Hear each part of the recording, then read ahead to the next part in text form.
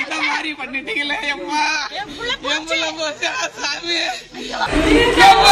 முகிலன் 17 வயது நிரம்பிய 11வது வகுப்பு மாணவன். ஆகஸ்ட் 1ஆம் தேதி காலையில ஹாஸ்டல் வார்டன் கால் பண்ணி உங்க பையன் இங்க காணல, உங்க வீட்டுக்கு ஏதாவது வந்தானா அப்படின்னு அவங்க பெற்றோருக்கு இன்ஃபார்ம் பண்றாரு. இதை கேட்ட அவங்க பெற்றோர் பதறி அடிச்சுக்கிட்டு ஸ்கூல் ஹாஸ்டலுக்கு வராங்க. ஸ்கூல் எல்லாம் விசாரிச்சுட்டு போலீஸ் ஸ்டேஷன் போய் மிஸ்ஸிங் கம்ப்ளைண்ட் கொடுக்கறாங்க. திருப்பத்தூர் போலீஸ் தனிப்படை அமைச்சு 2 நாளா மிக தீவிரமா ஸ்கூலை சுத்தி தேடுறாங்க. 3வது நாள் போலீசார் திரும்ப அந்த பள்ளி வளாகத்தை சோதனை செய்யும் போது அங்கிருந்த பூட்டப்பட்ட கிணறுல ஒரு பாடி மிதக்கிறத பாக்குறாங்க. உடனடியாக தீயணைப்பு வீரர்களை வரவழைக்கப்பட்டு 4 பேர் சேர்ந்து அந்த கிரில்ல அகற்றி பார்க்கும்போதுதான் தெரியுது இறந்து கிடக்கிறது முகிலன்னு சொல்லி. இதை பார்த்து முகிலனோட அம்மாவும் அப்பாவும் கூட பிறந்தவங்களும் இதையுமே உடைஞ்சு போய், ஏன்னா அவங்களுக்கு ஒரே ஒரு பையங்க, மனசு உடைஞ்சு போய் அழுகுறாங்க. அவங்க உறுதியா சந்தேகிக்கிறாங்க, என் பையனை யாரோ கொன்னுட்டு உள்ள போட்டிருக்காங்க.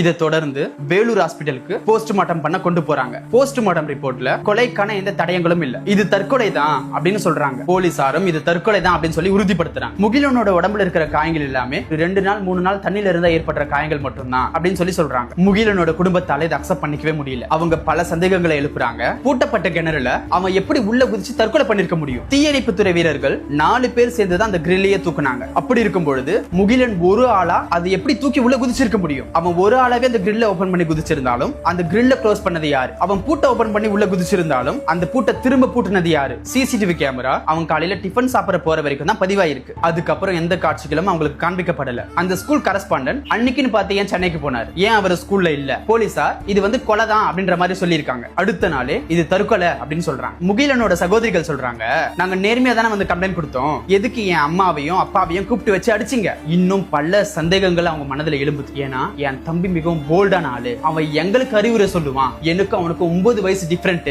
எங்களை அவன் கைட் பண்ணுவான். முகிலனோட முதுகு ஃபுல்லா ரத்தமா இருக்கு, அவன் உடம்புல அங்கங்க ஆசிடோ கெமிக்கலோ போட்டு எரிச்ச மாதிரி ஃபுல்லா தீக்காயங்களா இருக்கு. என் தம்பி தற்கொலை பண்றதுக்கு வாய்ப்பே இல்ல. கூட பிறந்த சகோதரிகள் கண்ணீர் மல்க சொல்றாங்க. இதை தொடர்ந்து முகிலனோட பெற்றோர்கள், உறவினர்கள், கிராம பொதுமக்கள் எல்லாரும் சேர்ந்து ரயில் மறியல், சாலை மறியல் அப்படின்ற பல்வேறு வகையில போராடிட்டு இருக்காங்க. அப்படி முகிலனுக்காக அவங்க சகோதரிகள் போராடிட்டு இருக்கிறப்ப ரிப்போர்ட்டர்ஸ் கேள்வி கேட்கிறப்ப போலீசார் யாரும் என்ன பேச வீட்ல, ஏன் நான் பேசினா எல்லா உண்மையும் வெளியில வந்துரும் சொல்லி பயப்படுறீங்களா அப்படின்னு சொல்லி போலீசாரிடம் சண்டை போடுறாங்க. உங்க பையனுக்கோ உங்க பொண்ணுக்கோ இந்த மாதிரி நடந்திருந்தா இந்த கேஸை நீங்க இப்படிதான் ஹேண்டில் பண்ணிட்டு இருப்பீங்களா சொல்லி சண்டை போடுறாங்க. இதுக்கு முன்னாடி கள்ளக்குறிச்சி ஸ்ரீமதி, இன்னைக்கு திருப்பத்தூர் முகிலன். இதுக்கு முடிவே இல்லையா? இதுல எது உண்மைன்னு நமக்கு தெரியலங்க. ஆனால் உண்மையை நீங்க எவ்வளவுதான் போட்டு அடைச்சு வச்சாலும் அது 100 மடங்கா வெளிச்சத்துக்கு வருங்க. உண்மையை யாராலையும் மறைக்க முடியாது. இது மிகவும் துயரமான சம்பவங்க. அந்த குடும்பத்தை இறைவன் தான் தேற்றணும், ஆறுதல் படுத்தும். ஒரே ஒரு வேண்டுகோளுங்க, அரசாங்கம், நீதித்துறை, காவல்துறை அந்த குடும்பத்துக்கு நீதியை கொடுங்க.